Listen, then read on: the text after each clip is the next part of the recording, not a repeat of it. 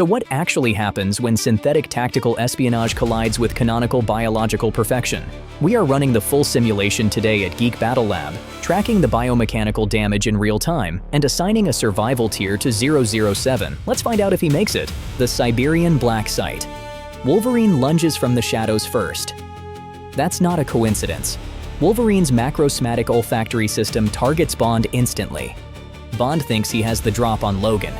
He utilizes specialized sound-dampening footwear and controls his autonomic nervous system, intentionally dropping his resting heart rate to exactly 40 beats per minute. Against a normal human guard, Bond is effectively a ghost. He doesn't realize that Wolverine doesn't just listen, he smells the chemical composition of fear and stress. The average human nose contains roughly 6 million olfactory receptors. Wolverine's genetic mutation pushes this number into the billions, combined with a massively enlarged olfactory bulb in his brain dedicated exclusively to processing complex chemical scent data in real time. He can smell the microscopic traces of oxidized cordite and synthetic gun oil sitting inside Bond's holster. He can smell the apocrine sweat and the synthetic polymer friction of Bond's tactical jacket. Stealth is mathematically impossible. Wolverine closes a 20-foot gap in under 2 seconds. At that speed, his adamantium-laced skeleton carries the kinetic inertia of a speeding truck. Bond reacts with a visual reaction time of 0.15 seconds. He draws his Walther P-99 and fires 3 subsonic hollow-point rounds directly into Wolverine's center mass. Here is where Wolverine's biology completely rewrites the physics of the fight. In terminal ballistics, transferring 500 joules of kinetic energy into a human ribcage causes catastrophic organ failure, massive hydrostatic shock, and a lethal cessation of hostilities. But Wolverine's X gene triggers hyperaccelerated mitosis. Normal human cells divide slowly over hours or days, heavily limited by telomere degradation. Wolverine's telomeres instantly rebuild themselves. His cells replicate in milliseconds. His biological system deploys heavily mutated macrophages, white blood cells that actively push against the deformed lead bullets, while stem cells rapidly rebuild the muscle tissue and outer epidermis. But remember the first law of thermodynamics: energy cannot be created from nothing. This massive biological rapid repair requires immense energy. The cellular regeneration operates at such an extreme metabolic rate that it creates a violent exothermic reaction. His internal core temperature spikes wildly, instantly vaporizing the surrounding sweat and blood on his skin. Within 4 seconds, the bullets are expelled, the skin is seamlessly sealed, and Logan is still advancing. Kinetic trauma is entirely useless. Survival tier for this exchange. Tier D. Bond dealt 0 lasting damage. Wolverine doesn't stop. He closes the distance. Bond steps inside the arc of the claw swing, attempting to grab Wolverine's arm and redirect his forward momentum into a classic judo hip throw. This is Bond's first potentially fatal calculation error. Let's look at the biomechanics of this maneuver. Bond's muscle memory is trained to fight normal humans. An average muscular human male weighs around 200 pounds. But Logan's skeleton is completely laced with adamantium, an indestructible, hyper-dense metallic alloy. Medical data from the Weapon X files suggests this adds roughly 130 pounds of solid metal to his frame. Logan weighs over 300 pounds, but that weight is entirely concentrated in his skeletal core, giving him an impossibly dense center of gravity. When Bond attempts the throw, he runs face first into Newton's third law of motion. Every action has an equal and opposite reaction. Bond applies maximum torque to the arm, expecting a human joint to flex and a body to lift. Instead, it is the physical equivalent of trying to judo throw a solid steel anvil bolted to a concrete floor. Wolverine's arm doesn't budge a single millimeter. The massive counterforce travels directly back into Bond's wrists. The human radius and ulna bones can withstand about 4,000 newtons of force before structurally fracturing. If Bond doesn't instantly release his grip, Wolverine's sheer kinetic inertia will shatter Bond's forearms cleanly without Logan even throwing a punch. Bond immediately recognizes the physical anomaly. He disengages, executing a rapid backward tactical roll to create distance. Hand-to-hand combat is scientifically unviable. We rank this initial engagement as a Tier C survival threat. Bond survived purely because his tactical processing allowed him to abort a failed physics equation before his bones snapped. If you cannot break the target structurally and you cannot bleed the target internally, how do you stop it? You bypass the armor and attack the nervous system directly. Logan raises his claws for a lethal strike. Bond taps the bezel of his modified Q-branch watch, activating a microsonic emitter. In modern crowd control science, acoustic weapons are highly effective, but against enhanced animalistic senses, they are absolutely devastating. The emitter generates a focused, high-frequency sound wave peaking at 160 decibels. For context, the human threshold for pain is 120 decibels. 160 decibels is the equivalent of standing inside a military jet engine during takeoff. But Bond isn't just trying to burst Wolverine's eardrums, because the healing factor would repair those biological membranes in seconds. He is attacking the vestibular system. Deep inside the inner ear is the labyrinth, a complex biological structure of fluid-filled semicircular canals that perfectly controls physical balance and spatial equilibrium. When high-frequency ultrasonic waves hit this endolymph fluid, it creates a phenomenon known as acoustic cavitation.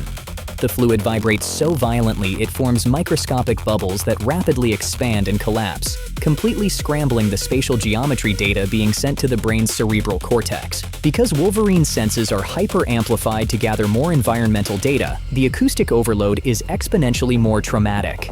The invisible sound wave hits him, and he instantly drops to his knees. The fluid in his inner ear is boiling with vibration. He is stripped of his physical equilibrium, suffering from acute, paralyzing vertigo. This acoustic strike buys Bond exactly 10 seconds. He uses this tiny window to create vertical distance, grappling up to a rusted metal catwalk suspended above the factory floor. But Wolverine's mutation is relentless. His brain physically rewires its neural pathways in real time, neuroplasticity on steroids, to temporarily ignore the corrupted vestibular signals, relying entirely on physical proprioception and muscle memory. Logan shakes off the severe vertigo, looks up, and leaps 15 feet straight into the air, landing heavily on the catwalk. The acoustic weapon was a brilliant but temporary fix. Here is where the physics of this engagement become truly beautiful. Bond recalibrates his watch, bypassing the acoustic emitter to activate a high-intensity, short-range experimental combat laser. Now, comic book logic will tell you that a laser can cut through anything, but adamantium defies standard metallurgy.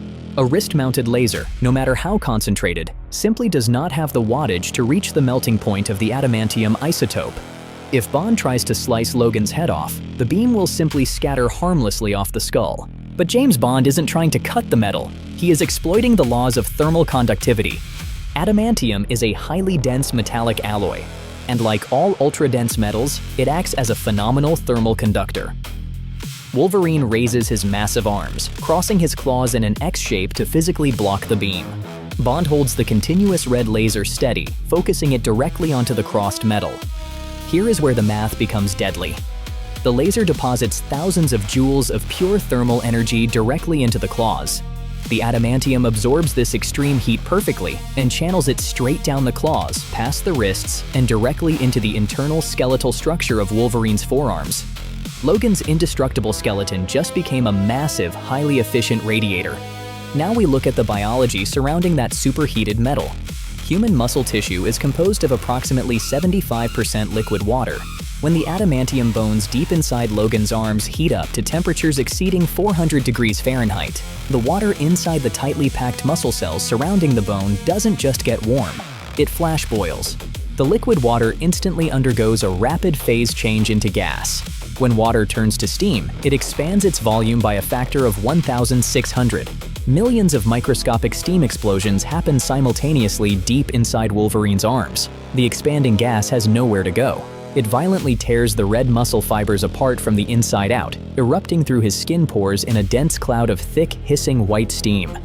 Wolverine's healing factor is incredible, but right now, it is trapped in a brutal biological gridlock. It is frantically trying to rebuild muscle tissue that is instantly being boiled away again by his own superheated bones. The sheer volume of agonizing neurological data overloads the nociceptors, the pain receptors in his peripheral nervous system. This induces acute thermal shock. The central nervous system overloads, causing a total localized muscular paralysis. Wolverine drops to his knees on the catwalk, his jaw locked in a deafening roar, his muscular arms glowing a dull cherry red from the inside, completely paralyzed by the boiling of his own flesh. We rank this survival phase as Tier A. It is a brilliant application of applied thermodynamics to completely bypass an unbeatable biological defense mechanism. Bond immediately deactivates the laser. The red light fades from his stoic face. He is unharmed, his breathing still perfectly controlled at 40 beats per minute, but he knows the thermal paralysis is strictly temporary. Once the laser stops, the adamantium will rapidly cool, the steam will condense, the muscle fibers will rebuild, and Wolverine will stand back up. Bond doesn't have hours. He has exactly seconds. He shifts his strategy from thermodynamics to the fundamental force of gravity. Bond looks directly upward at the dark factory ceiling. Suspended directly above the catwalk is a massive steel shipping container, held by a single, heavily oxidized iron chain attached to an old industrial crane. Bond smoothly raises his pistol. He isn't aiming at Logan, he aims at the exact weakest link of the chain. At a microscopic level, iron oxide, or rust, destroys the crystalline lattice of metal, ruining its tensile strength and making it highly brittle. Bond fires a single shot. The bullet strikes the exact center of the rusted link. The kinetic energy absolutely shatters the structurally compromised metal. The heavy chain snaps violently. Let's calculate the payload. A standard loaded industrial shipping container easily weighs 14 metric tons. It drops. Accelerating downward at 9.8 meters per second squared, it crashes completely through the metal catwalk, taking Wolverine with it, and slams forcefully into the unyielding concrete floor below. The massive kinetic impact generates a colossal shockwave, filling the entire factory with an opaque, choking cloud of pulverized gray concrete dust. Can Wolverine survive a 14-ton steel box dropping directly on him? Absolutely. His adamantium spine won't snap, and his skull won't crush. His internal organs will severely rupture, but his mutant healing factor will immediately begin repairing the catastrophic damage.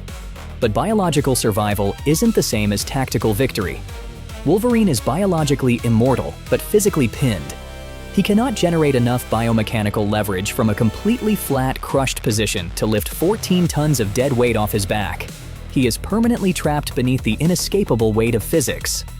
James Bond smoothly adjusts the ribbed collar of his tactical jacket, turns his back on the massive settling dust cloud, and walks away into the deep shadows of the cold Siberian night.